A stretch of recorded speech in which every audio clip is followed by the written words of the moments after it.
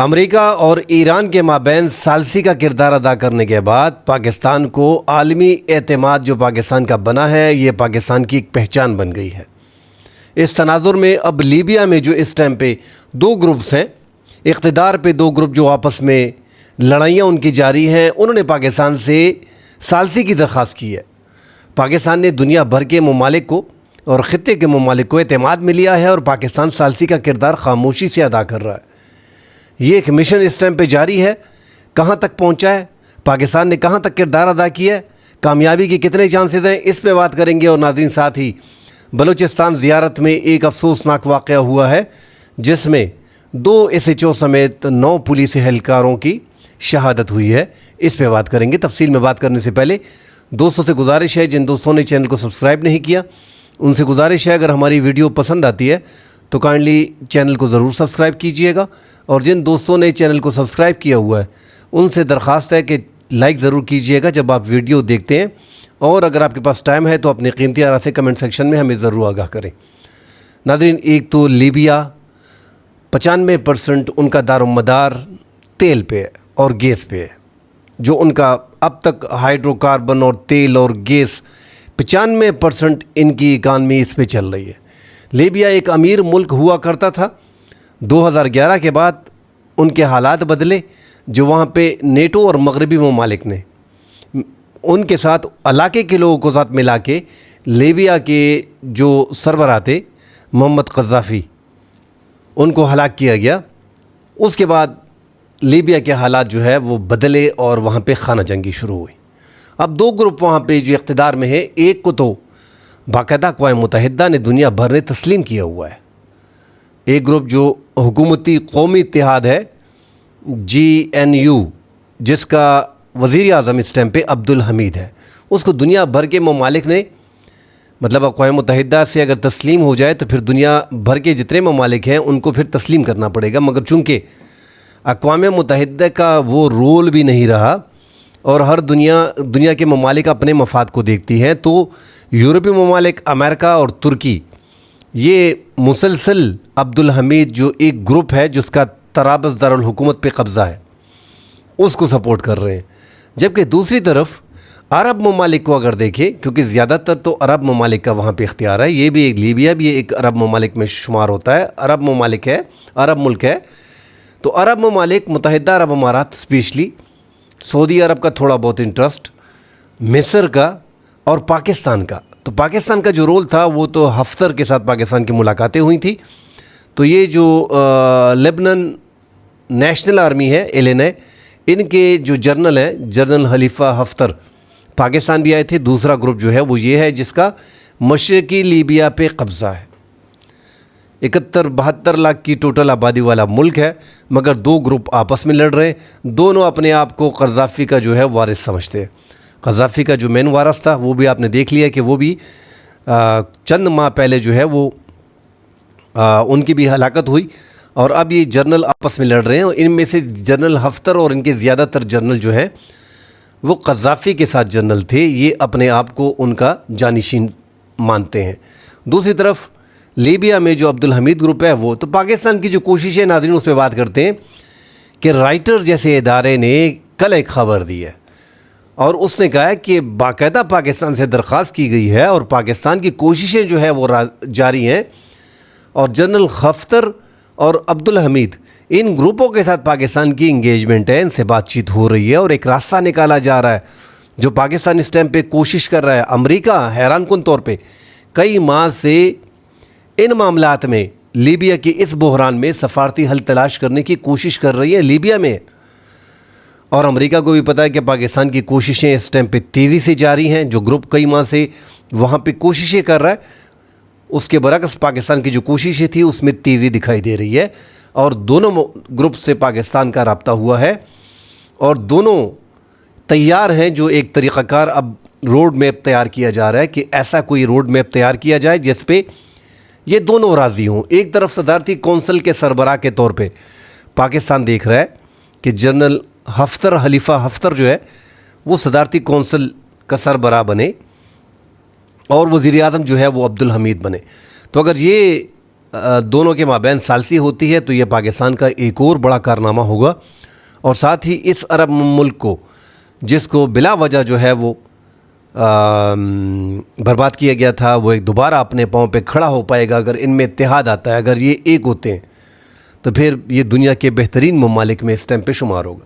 صرف پاکستان نے جو حلیفہ ہفتر ہے اس کے ساتھ 2025 میں پاکستان نے $4 ارب کا پاکستان نے دفاعی معاہدہ کیا تھا، جس میں پاکستان JF-17 بلاک 2 اور تھنڈر 7 اور کچھ ان کے جو مشاق طیارے تھے، ٹریننگ طیارے وغیرہ، وہ پاکستان جو ہے وہ 12 وہ فراہم کر رہا تھا، اور 16 پاکستان کے JF-17 بلاک 2 جو ہے وہ پاکستان وہ فراہم کر رہا تھا۔ یہ پاکستان نے ایک معاہدہ کیا تھا، اور اس میں اس ٹائم پہ زیادہ تر متحدہ عرب امارات، پاکستان ان کے کہنے پہ یہ خبریں آ رہی تھی، اور سعودی عرب کے کہنے پہ پاکستان نے ان کو سپورٹ کیا تھا۔ سعودی عرب بھی چاہ رہا ہے کہ دونوں ممالک جو ہیں یہاں سے یہ معاملات ختم ہوں، مصر بھی یہی چاہ رہا ہے، قطر چونکہ اس سائٹ پہ گیا ہے کہ وہ شروع سے ہی سپورٹ کر رہا ہے جس کو اقوام متحدہ نے تسلیم کیا، عبدالحمید کی ایک یہ لیبیا کے قومی اتحاد جو ہے ان کو سپورٹ کر رہا ہے۔ مگر کوششیں جو اب پاکستان اس ٹائم پہ کر رہا ہے، ترکی سے پاکستان کے رابطے ہوئے ہیں، سعودی عرب سے ہو رہے ہیں، متحدہ عرب امارات سے ہو رہے ہیں، اور پاکستان کی کوششیں ہیں کہ کسی طریقے سے یہ راستہ جو ہے ہموار کیا جا سکے اور ان کے مابین جو خانہ جنگی چل رہی ہے اس کو ان کا خاتمہ ہو۔ تو پاکستان ناظرین، ایک اور بڑی کوشش ہے پاکستان کی، دنیا کے افق پہ اس ٹائم پہ پاکستان ایک چمکتا ہوا امن کا ایک ستارہ نظر آ رہا ہے، اور واقعی دنیا میں امن قائم کرنے کے لیے اپنی کوششیں کر رہا ہے۔ اپنے قد سے بڑھ کے پاکستان نے کوششیں کی ہیں، اور ان کوششوں کو دنیا بھر کے ممالک جو ہیں ان کے صدور، ان کے وزرائے اعظم قدر کی نگاہ سے دیکھ رہے ہیں اور پاکستان کی عزت کر رہے ہیں۔ تو پاکستان سفارتی لحاظ سے پاکستان نے کافی ترقی کر لی ہے سال 2025 سے سال 2026 میں، کوئی مانے یا نہ مانے۔ پاکستان کی سب سے بڑی سفارتی جیت، جس کو میں بیان کرتا ہوں بڑی چھوٹی چیز لگتی ہے مگر اصل میں وہ ہے بہت بڑی، جو صدر ٹرمپ ہیں، امریکی صدر، آپ نے دیکھا ہوگا جو بائیڈن نے عمران خان کے دور میں 4.25 سال میں ان کو فون نہیں کیا تھا۔ حالانکہ میں عمران خان کی برائی نہیں بیان کر رہا ہوں، امریکہ کی بات کر رہا ہوں۔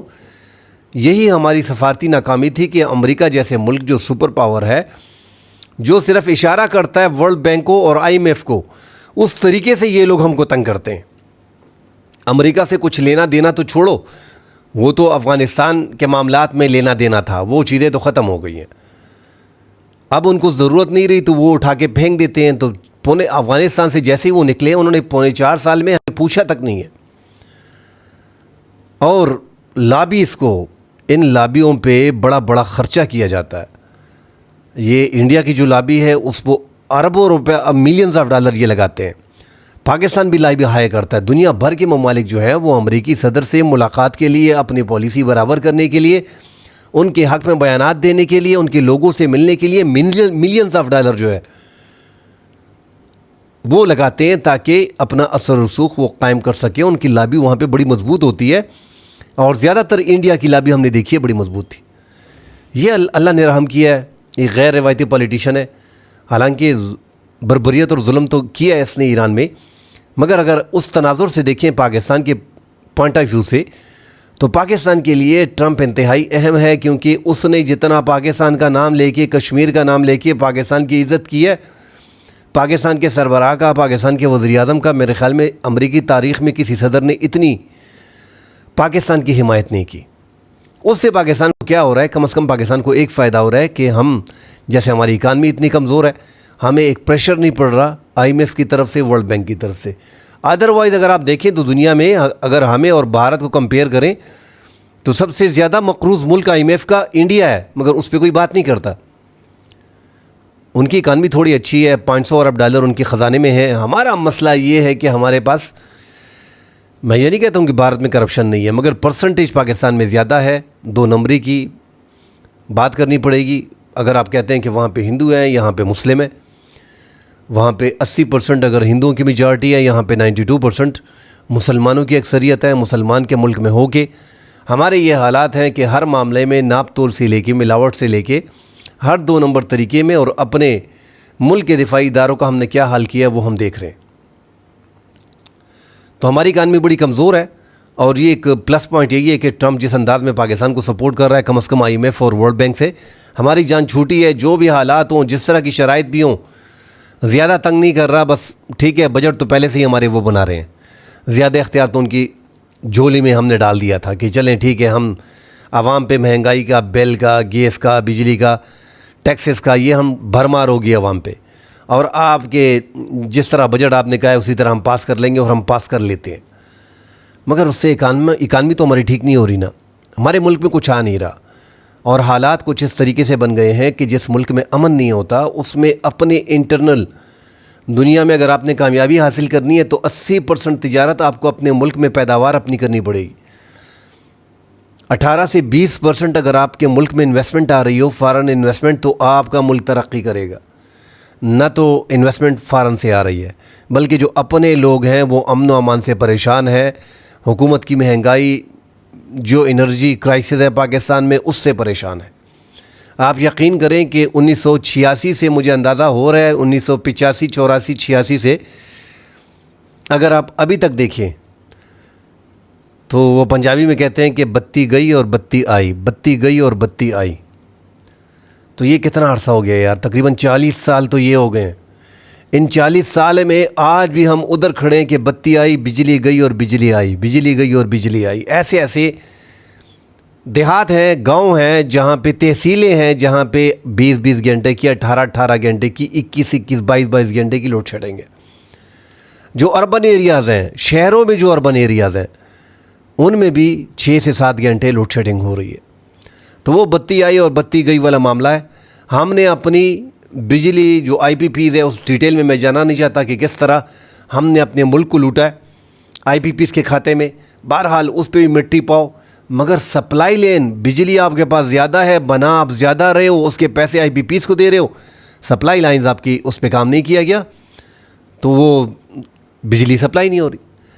ہر شعبے میں ہماری ناکامی. بہرحال امن و امان کے حالات کو ٹھیک کرنا پڑے گا. اگر آپ کے ملک کے امن و امان کے حالات ٹھیک ہوں گے تبھی آپ کا ملک ترقی کر سکے گا. یار اتنی بڑی اچیومنٹ پاکستان کی ہو رہی ہیں، ایران اور امریکہ کی، اور یہ ابھی لیبیا کی، اس کے باوجود اتنی بڑی سفارتی کامیابی کو ہم کنورٹ نہیں کر سکتے ہیں اپنی اکانمی کو بہتر کرنے کے لیے. دنیا میں جو ایک نام اور اثر رسوخ ہے اس کے ہم استعمال نہیں کر پا رہے. جب ڈیٹیل پاکستان کی پھر اندر دیکھی جاتی ہے تو روزانہ اب یہ دیکھیں بلوچستان میں جو ایک واقعہ ہوا ہے، عوام بھی زیادہ نکلی ہے. رات کو یہی تھا، پتہ نہیں چل رہا تھا کہ کون آیا کون نہیں آیا. کہا جا رہا تھا کہ پولیس نے جو وہاں پہ تحریک طالبان تھے، زیارت کا علاقہ جو ہے کچھ منگی میں، وہاں پہ آئے ہیں اور 20 25 30 لوگوں کو اٹھا کے لے کے گئے ہیں، اور لوگوں نے بھی مزاحمت کی ہے، ان کے ساتھ لڑائی کی ہے، بھرپور مقابلہ کیا ہے.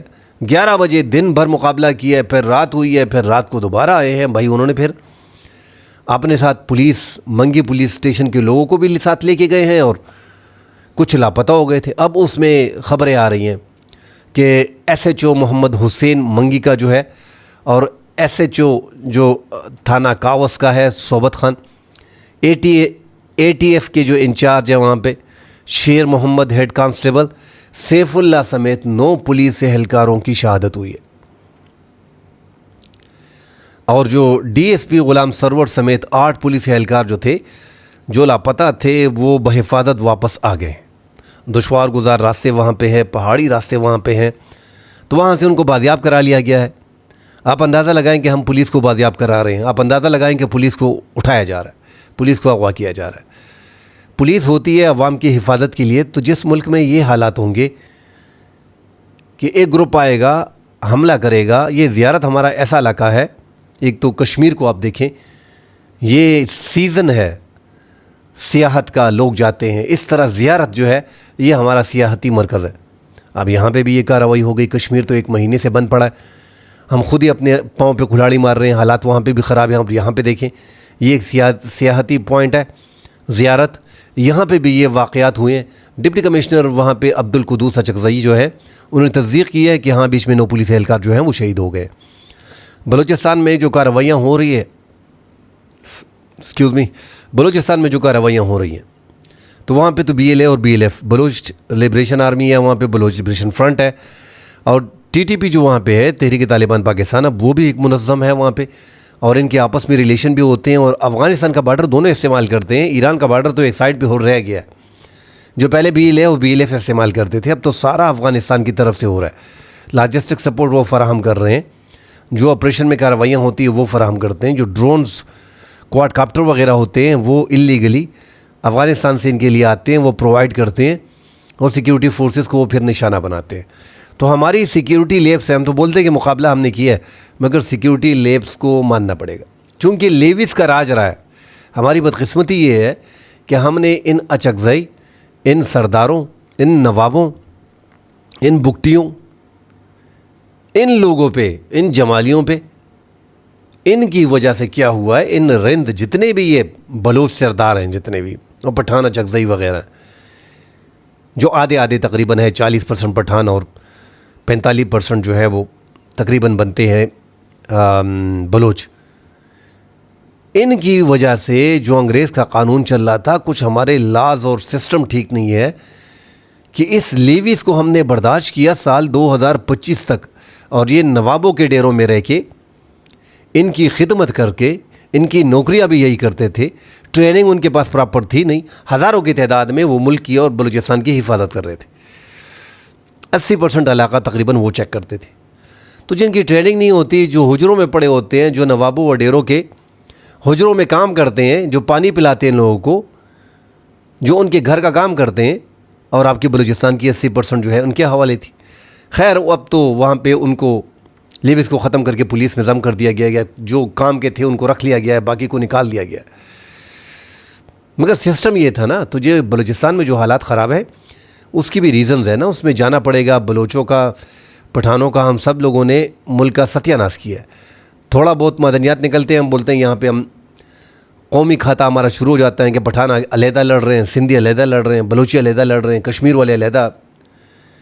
میں دیکھ رہا ہوں یہ جتنا آپ ایسے علاقائی گروپ اٹھیں گے اور قومیت کے نام پہ اٹھیں گے، وہاں پہ کیا ہوتا ہے کہ وہ ملک پیچھے جاتا ہے۔ اور یہ ایسا نہیں ہوتا کہ یہ یکدم خود اٹھتے ہیں۔ کوئی بھی نامعلوم تحریک جب اس طرح کی اٹھتی ہے، تو اس کے پیچھے کچھ نہ کچھ ہاتھ ہوتا ہے۔ ان ساری تحریکوں کو پیچھے آپ دیکھیں، چاہے وہ BYC ہے، چاہے وہ PTM ہے، چاہے وہ کشمیر کا ایشو ہے، چاہے وہ یہ ہمارے ملک میں جو عسکریت پسندی ہو رہی ہے، TTP وغیرہ ہے، ان سب کے پیچھے کچھ نہ کچھ ہے۔ اور یہ ہو رہا ہے، یہ پاکستان کو کمزور کرنے کی کوشش ہے، مگر ہمارے حکمران ٹائم پاس کرتے ہیں، وقت گزارتے ہیں، اپنا پیریڈ گزار لیتے ہیں، اپنے اثاثے بنا لیتے ہیں، ارب پتی کھرب پتی ہو جاتے ہیں، اربوں ڈالر ان کے اکاؤنٹ میں ہوتے ہیں، ملک سے چلے جاتے ہیں، یا ملک میں اندر رہ کے ہی، چاہے وہ جرنیل ہوں، چاہے وہ ہمارے پولیٹیشین ہوں۔ خدا کے لیے ایک راستہ نکالیں۔ بچہ سمجھتا ہے کہ بلوچستان میں حالات کیا ہیں، خیبر پختونخوا میں حالات کیا ہیں، کشمیر میں کیا چل رہا ہے، یہ حل کرنے کے مسائل ہیں۔ ہم خود ہی اپنے ملک کو بگاڑنے میں لگے ہوئے ہیں۔ ملک کو جوڑنے کی کوشش کریں، شدت پسندی پہ کنٹرول حاصل کریں، اپنے ملک پہ توجہ دیں۔ ٹھیک ہے انٹرنیشنل لیول پہ ہمارا نام بن گیا، مگر جب آپ اپنے ملک کے اندر سے کمزور ہو، جب آپ اپنے گھر کے اندر سے کمزور ہو، تو باہر پھر آپ کی عزت کیا رہ جائے گی؟ آپ نے اگر کسی سے بارگیننگ کرنی ہے، آپ نے اگر کسی کو اپنے ملک میں لے کے آنا ہے، آپ نے کوئی بھی طریقہ استعمال کرنا ہے، تو لوگ آپ کے گھر کو دیکھیں گے کہ آپ کے گھر میں کیا ہو رہا ہے۔ آپ مجھے اپنے گھر بلا رہے ہو، آپ کے گھر میں ہے کیا؟ آپ مجھے کاروبار کا کہہ رہے ہو، انویسٹمنٹ کرنی ہے، کیسے کرنی ہے؟ آپ مجھے زیادہ منافع دکھا رہے ہو، اس قیمت پہ مجھے لے کے آ رہے ہو، کیا امن تمہارے ملک میں ہے؟ بہت سی چیزیں ہیں ناظرین، اس پہ اگلی ویلاگ میں ڈیٹیل سے ڈسکس کریں گے۔ فی الحال کے لیے اجازت دیجیے، اللہ حافظ۔